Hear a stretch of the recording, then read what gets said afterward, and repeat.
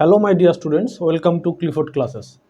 তোমরা যারা 2026 এপ্রিলে এনআইএস থেকে পাবলিক এক্সাম দিচ্ছ 10th এবং 12 অর্থাৎ মাধ্যমিক এবং উচ্চ মাধ্যমিক, তাদের টিএমএ অর্থাৎ টিউটর মার্ক অ্যাসাইনমেন্ট এটার জমা দেওয়ার কাজ চলছে এবং প্রত্যেকটা স্টুডেন্টকে কিন্তু এই টিএমএ জমা দিতে হয়। তো কীভাবে টিএমএ লিখলে তুমি সবচেয়ে বেশি নম্বর পাবে, প্রায় ফুল মার্কস পাবে, এবং কবে জমা দিতে হবে, কিভাবে টিএমএ লিখবে, টিএমএ কেন লিখতে হবে, কত মার্কস করে টিএমএ থাকে, এই বিষয়গুলো নিয়ে আজকে আলোচনা করব। তো যারা টিএমএ সম্পর্কে এখনও জানো না বা প্রথম টিএমএ জমা দেবে, এখনও টিএমএ লিখে উঠতে পারোনি, তারা সম্পূর্ণ ভিডিও দেখো, তোমার টিএমএ সম্পর্কে সমস্ত ধারণা ক্লিয়ার হয়ে যাবে। যদি আমরা এনআইএসের কোনো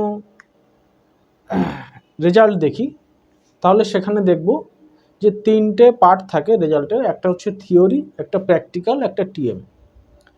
থিওরির ঘরে তুমি লেখা পরীক্ষায় কত নম্বর পাবে সেটা থাকে। প্র্যাকটিক্যাল, যে সাবজেক্টগুলো প্র্যাকটিক্যাল থাকে সেটাতে তুমি প্র্যাকটিক্যালে যে নম্বরটা পেয়েছো সেটা থাকবে, যেখানে তোমার খাতা জমা দিতে হয় নির্দিষ্ট দিনে। তোমার প্র্যাকটিক্যাল যে সেন্টারে পড়বে সেখানে গিয়ে প্র্যাকটিক্যালের খাতা জমা দিতে হয়, সে প্র্যাকটিক্যালে কত পাবে সেটা থাকবে। আর একটাতে থাকবে টিএমএ। টিএমএটা কি না, টিএমএ হচ্ছে, এর ফুল ফর্ম হচ্ছে tutor mark assignment. Tutor mark assignment যেটা কি না প্রত্যেকটা সাবজেক্টের থিওরি 20% থাকে, অর্থাৎ প্রত্যেকটা সাবজেক্ট, এমন কোনো সাবজেক্ট নেই যা টিএমএ থাকে না। প্র্যাকটিক্যাল কিছু সাবজেক্টের থাকে, কিন্তু টিএমএ সমস্ত সাবজেক্টের থাকে। 20% অফ থিওরি মার্কস মানে কি, মানে তোমার থিওরি যত নম্বরের তার 20% হচ্ছে তোমার টিএমএ থাকবে।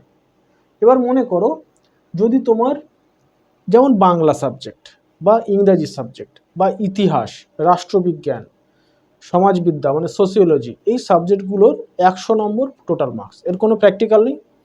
তার মানে টোটাল যে 100 নম্বর, সেই 100 নম্বরের যদি আমি 20% করি তাহলে 20% অর্থাৎ 20 নম্বর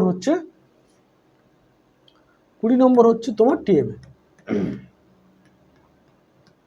এই টিএমএটা তোমাকে খাতায় লিখতে হবে, এবং তুমি কিভাবে টিএমএ লিখলে সবচেয়ে ভালো মার্কস পাবে সেটা নিয়ে আমরা আলোচনা করব।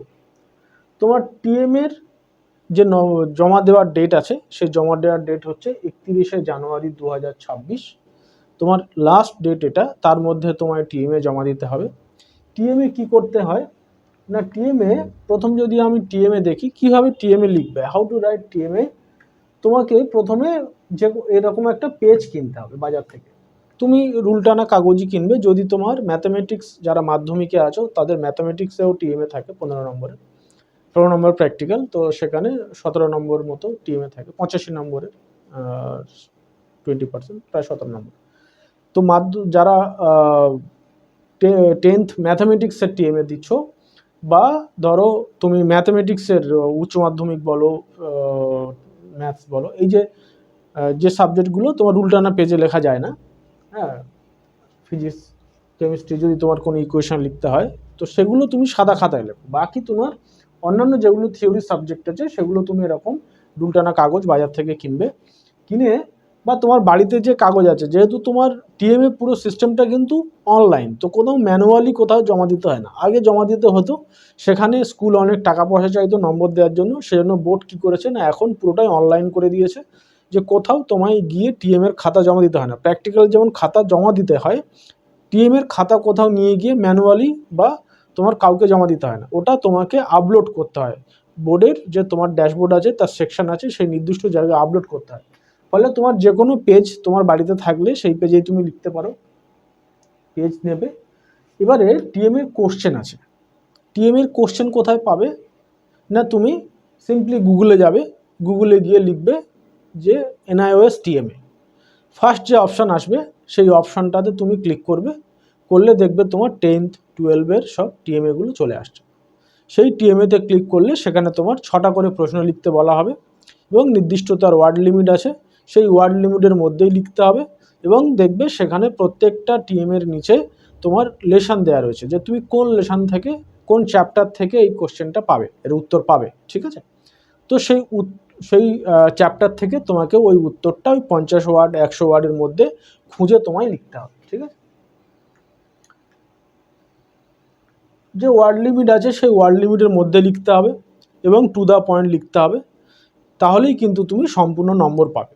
তুমি প্রচুর ওয়ার্ডে লিখলে, ইচ্ছামতো লিখলে, যা বইয়ে আছে তাই পুরোপুরি কপি করে দিলে, সেটা কিন্তু নয়, ঠিক আছে।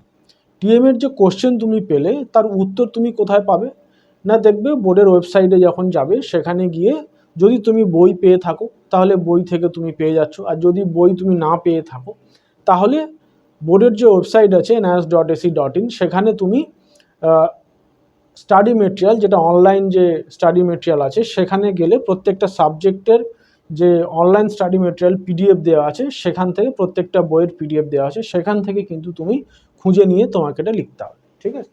তো যদি তোমার মনে হয় যে তুমি এই জিনিসটা লিখতে তোমার অসুবিধা হচ্ছে, তাহলে আমাদের কাছে রেডি টিএমএ আছে 10th এবং 12th, তোমরা সেটা নিতে পারো।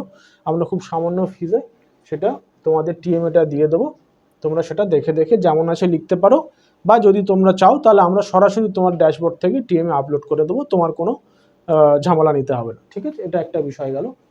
টিএমএ যদি তুমি নিজে আপলোড করো, কীভাবে করবে, তোমার যে অ্যাডমিশন হওয়ার পরে তোমার যে ড্যাশবোর্ড তৈরি হয়েছে, প্রত্যেকটা স্টুডেন্টের একটা ড্যাশবোর্ড আছে, তুমি তোমার আইডি পাসওয়ার্ড দিয়ে, অর্থাৎ তোমার যে এনরোলমেন্ট নম্বর, সেই এনরোলমেন্ট নম্বর এবং ডেট অফ বার্থ, এই দুটো দিয়ে তুমি যখন তোমার ড্যাশবোর্ডটা খুলছো, তোমার ড্যাশবোর্ডে দেখবে এরকম একটা অপশান আসবে, সেখানে এরকম টিএমের একটা অপশান আসবে।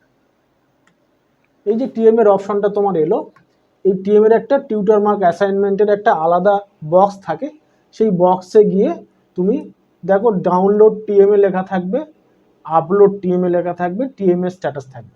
প্রথমে তুমি এখান থেকেই ডাউনলোড টিএমএগুলো নিতে পারো, যেমন তুমি গুগলে গিয়ে সরাসরি সার্চ করে টিএমএ নিতে পারো, বা এখান থেকেও তোমার ড্যাশবোর্ড থেকে তুমি টিএমএ ডাউনলোড করতে পারো, তুমি টিএমএ পেয়ে যাবে। এবারে তোমার টিএমএগুলো লেখার পরে তুমি A4 সাইজ কাগজে লিখে তুমি সেগুলোকে সুন্দর করে ছবি তুলবে, ছবি তুলে তুমি সেগুলোকে পিডিএফ বানাবে, পিডিএফ বানিয়ে একটা সাবজেক্টের একটা ফাইল বানাবে। অর্থাৎ মনে করো তোমার বেঙ্গলি আছে, তাহলে বেঙ্গলির একটা ফাইল হবে পিডিএফ, ইংলিশ তার একটা ফাইল হবে পিডিএফ, হিস্ট্রি যদি থাকে তার একটা ফাইল হবে পিডিএফ। এরকম প্রত্যেকটা, যদি তোমার 5টা সাবজেক্ট কি 6টা সাবজেক্ট থাকে, সবগুলোর একটা আলাদা আলাদা ফোল্ডার ফাইল তোমাকে বানাতে হবে, ফোল্ডার নয়, পিডিএফ ফাইল বানাতে হবে। পিডিএফ ফাইল বানিয়ে যে আপলোড টিএমের অপশান আছে, এই যে নিউ, এখানে ক্লিক করলে তোমার আপলোড টিএমের অপশান চলে আসবে, এবং সেখানে গিয়ে তুমি এই ফাইলগুলো আপলোড করলেই তোমার আপলোড হয়ে যাবে।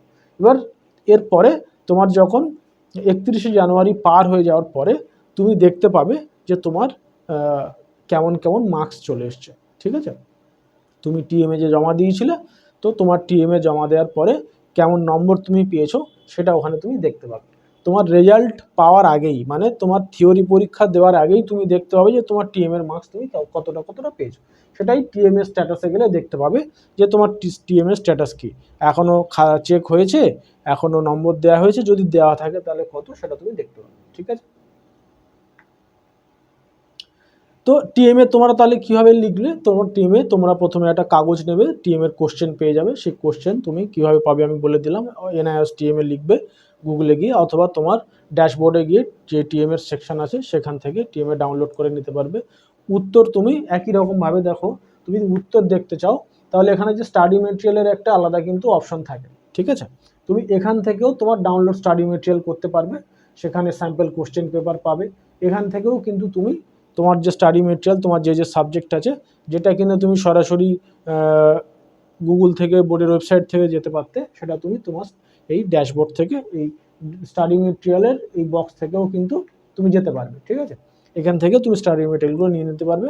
এবার তোমার টিএমের মধ্যে উল্লেখ থাকবে যে ওই প্রশ্নটা কোন চ্যাপ্টারে আছে, কোন লেসনে আছে, সেখানে তুমি গিয়ে সেই স্টাডি মেটেরিয়ালে ওখানে দেখলে তুমি ওটা পেয়ে যাবে, সেরকমভাবে তোমাকে লিখতে হবে, ঠিক আছে। যদি অসুবিধা হয় তাহলে আমাদের কাছ থেকে তোমরা রেডি টিএমএ নিতে পারো। যদি তোমরা নোট সাজেশন নিতে চাও, যারা 2026 এপ্রিলে পাবলিক এক্সাম দিচ্ছ, আর মাত্র 4 মাস সময়, তো যদি প্রস্তুতি ঠিকঠাক না হয়ে থাকে, যদি বই না পেয়ে উঠে থাকো, এবং যদি তোমার হাতে তেমন কোনো নোটস না থাকে, তাহলে তুমি আমাদের থেকে নোট সাজেশন নিতে পারো।